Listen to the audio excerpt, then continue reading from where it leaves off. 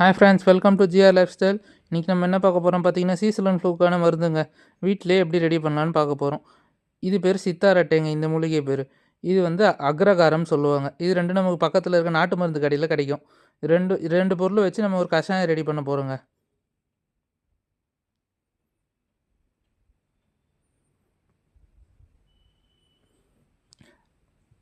ரெண்டும் கொஞ்சம் கொஞ்சம் குவான்டிட்டியில் எடுத்துக்கோங்க. அம்மிக்கல்லில் வச்சு நல்லா இடிச்சுக்கோங்க.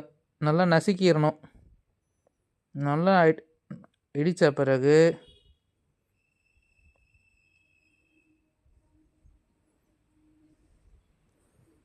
அதை ஒரு பாத்திரத்துக்கு மாற்றிக்கோங்க.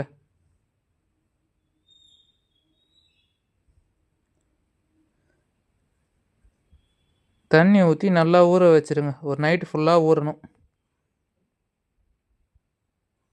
இந்த மாதிரி தண்ணி ஊற்றி மூடி வச்சுருங்க. ஒரு நைட்டு ஃபுல்லாக ஊறணும்.